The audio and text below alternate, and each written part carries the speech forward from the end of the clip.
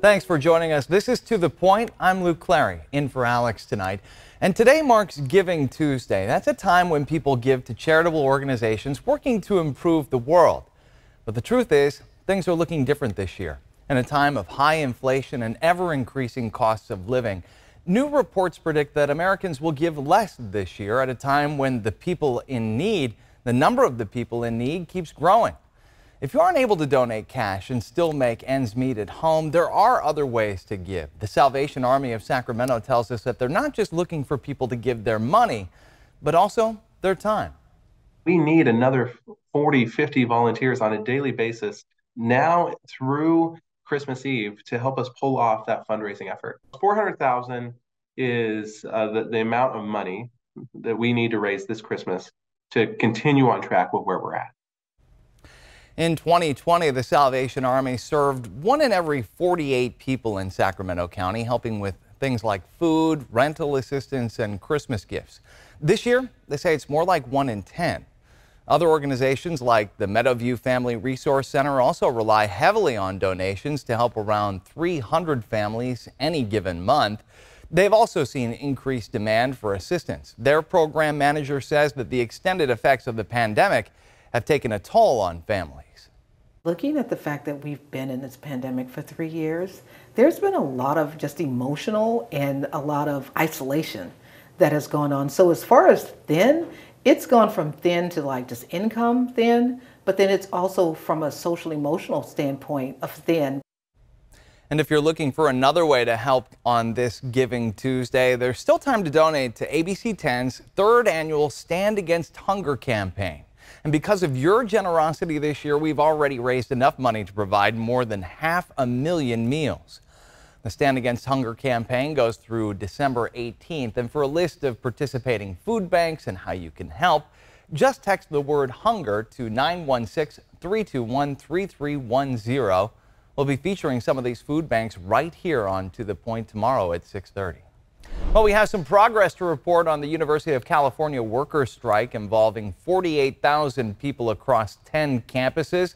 After 15 days, postdoc and academic scholars have reached a tentative agreement with the UC system.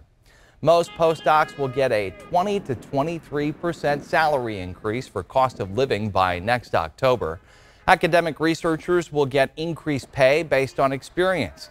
That timeline still needs to be established. The agreement includes subsidies for childcare, transit passes, e-bike discounts, and written policy protections for immigrants and workers with disabilities. The energy around the lines is people are really excited about this, and we're really excited to see what the university has to put forward for grad students, because that's really what we're waiting on right now. Yeah. So union leaders are saying that this is their highest pay raise ever, and if and when members approve the deal, the new contracts will be effective through September 2027. But this strike is far from over. As for the other 36,000 workers on strike, still in limbo until a deal is reached for them, their future is still uncertain. At Cosumnes River College, the future looks like this. Free textbooks, student housing, more flexible class schedules. The school is reinventing what community college looks like following a steady decline in enrollment at community colleges in recent years. Devin Truby looks at how the school is removing barriers and looking toward the future.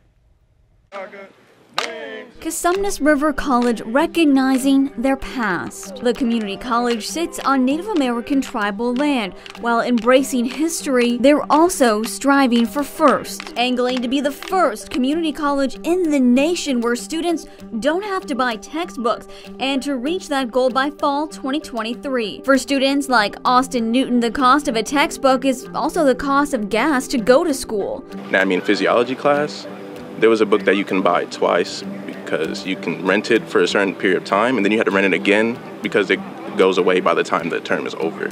So you then had to buy the same book again. 45% of faculty have already made the switch. The average cost at our campus of a single class for a textbook was about $100. And when you're talking about 15 units, that starts to add up. In the spring semester alone, that saved Cosumnes River College students $1.2 million. For the current fall semester, $1.5 million in savings. Student is relying on financial aid. They actually don't get that payment until after the semester starts. So they might try to get through the first few weeks of the class without the textbook. And that can be really, really challenging, and it already puts them at a disadvantage. And that's if there are textbooks left. These empty shelves in the student bookstore show the demand for materials. Saving the money now can be an investment in future education. I'm transferring, so that money can go towards college apps, and for more colleges, since each is $70 to apply. CRC doesn't want to be first in just textbooks. They also have plans to be the first in the Los Rios district to offer housing, which is a huge barrier of knowing where they're going to sleep, where they're going to eat. It removes that barrier. It takes a lot of the stress off of their day-to-day life, knowing that they have a roof over their head and a safe place to sleep. They received $44 million in a grant from the state that'll cover the cost of construction, expecting to break ground in the fall of 2023 with completion by 2025. It does elevate the community college status, and we know most four-year institutions, students do feel that sense of community. The community college's goal is to align students with a four-year institution, whether it's the housing project that looks to provide the same sense of community or class programs. When students arrive at CRC, they are presented with a full-time 15-credit schedule that includes transferable math and English credits. It's connected to the program that they're interested in and the major that they're interested in.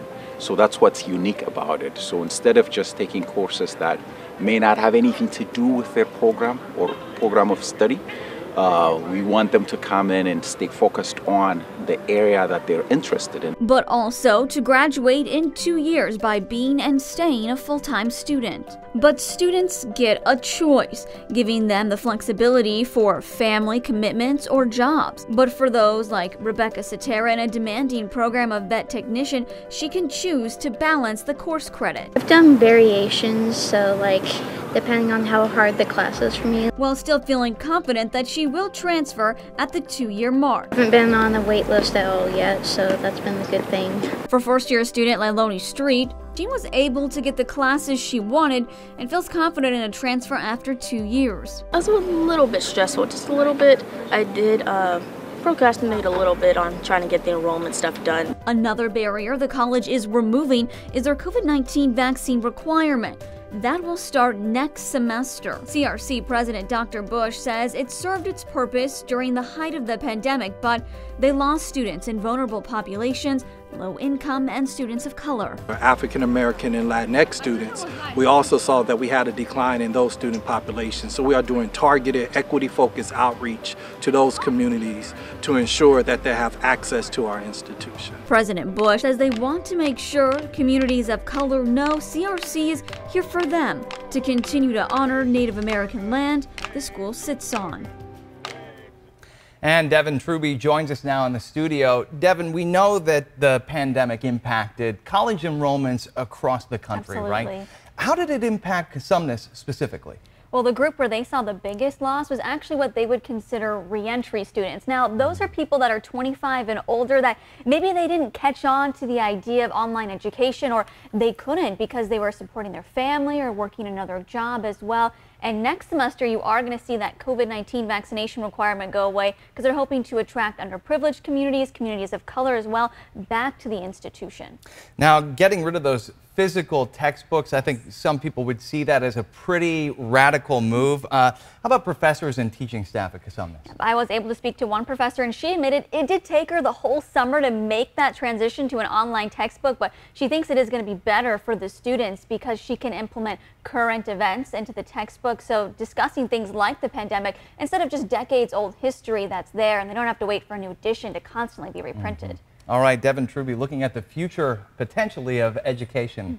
We appreciate it. Thank you. And coming up tonight, the California Energy Commission held a meeting today to talk about gas prices, but almost no one from the oil industry was there. We'll get into it after the break. If you had a look at gas prices lately, now might be a good time to fill up the tank. The average price of a gallon of gas in California is finally under $5 a gallon again. The California Energy Commission says that prices dropped after the governor's executive order to switch to the winter blend. The commission met today to discuss why California saw so much higher prices compared with the rest of the country just last month. Noticeably absent, though, any of the 5 oil companies that produce 97% of gas in California. Morgan Reiner has the story. The California Energy Commission made it clear they reached out individually to the 5 oil companies to ask them to participate in Tuesday's hearing. The lack of the refinery's participation in this discussion is really going to limit our ability to more deeply understand why Californians paid $2.61 more than other Americans. But still, the commission's Gordon Schremp went through a list of a combination of explanations. We're self-sufficient. We produce pretty much everything we need and consume it here locally. However, when there's a significant unplanned outage, additional supply needs to come from somewhere. And the gas from overseas used to supplement the outages, he said, is more expensive.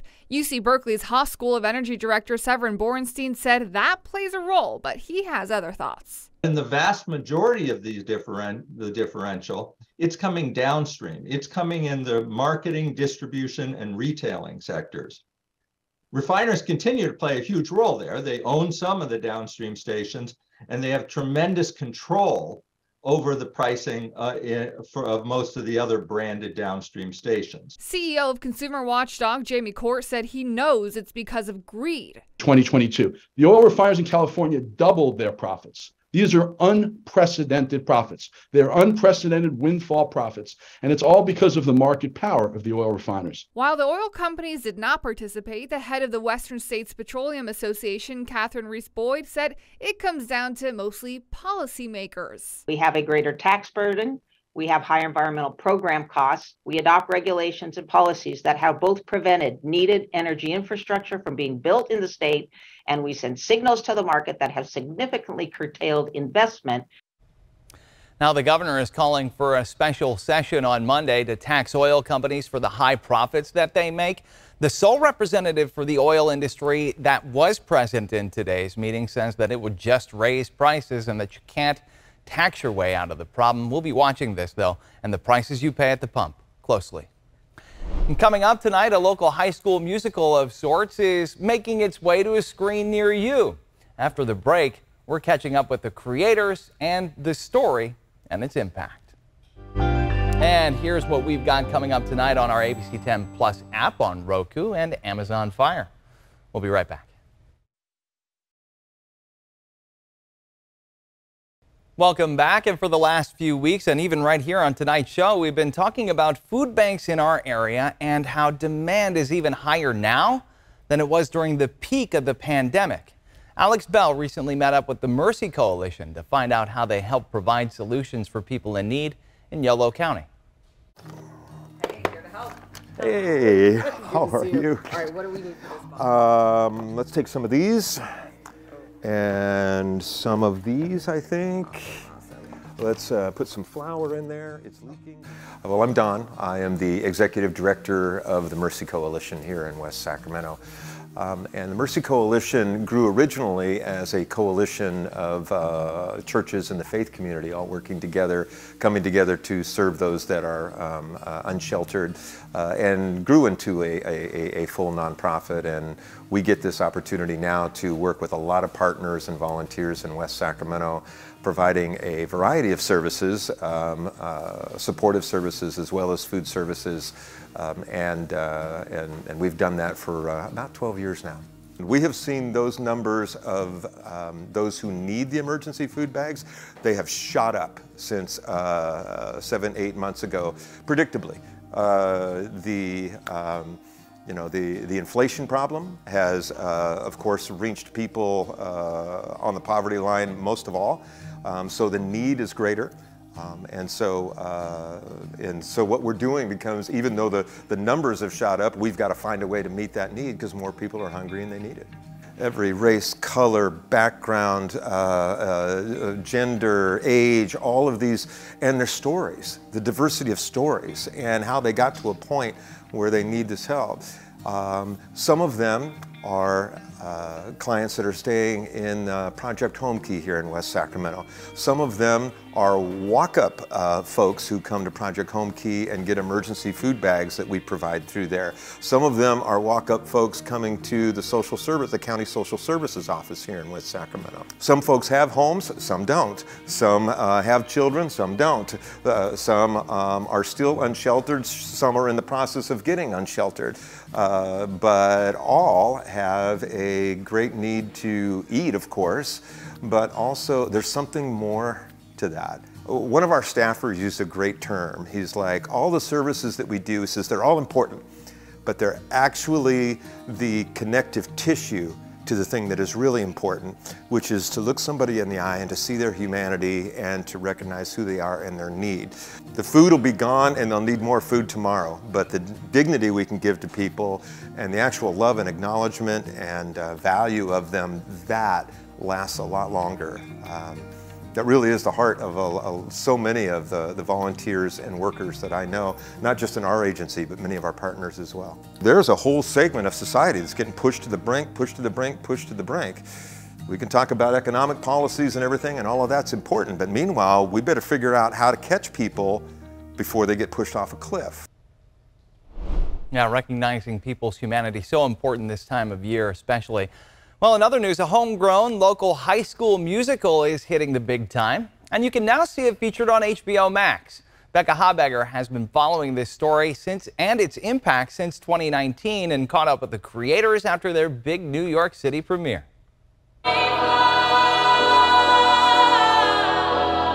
Ranked, a musical, premiered at Granite Bay High School in the spring of 2019. Ranked tells the story of really high-achieving students doing whatever they can to succeed.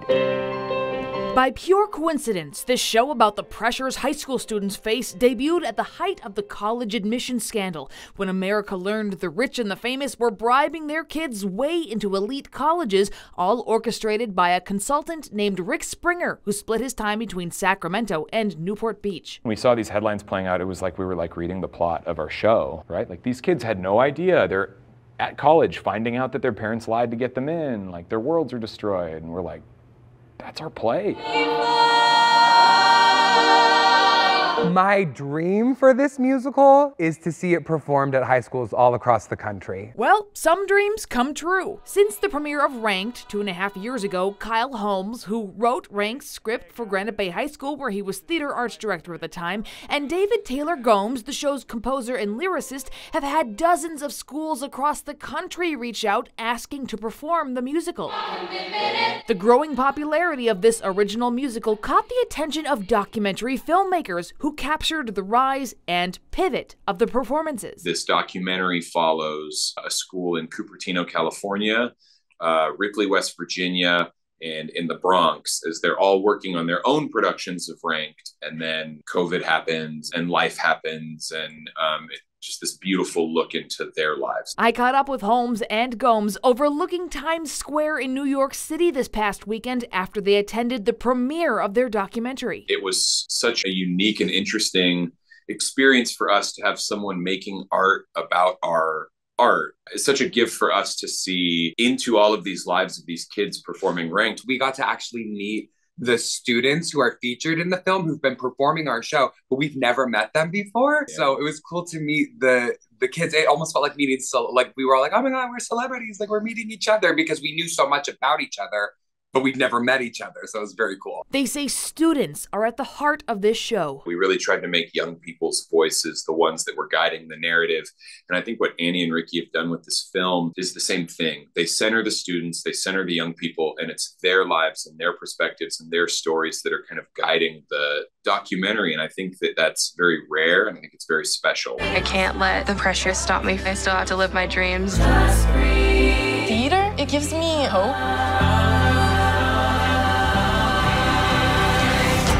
I think this show is a bit of a wake-up call.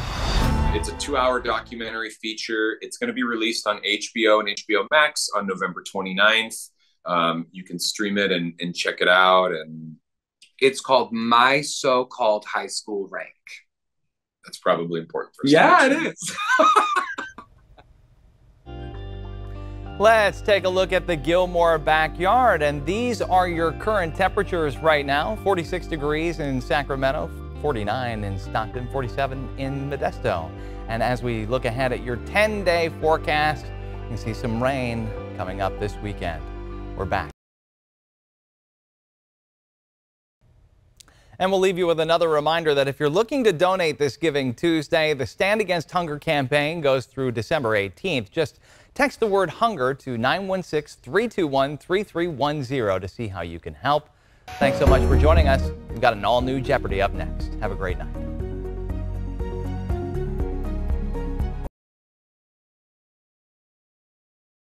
Hey, it's Alex. Just wanted to say thank you so much for watching.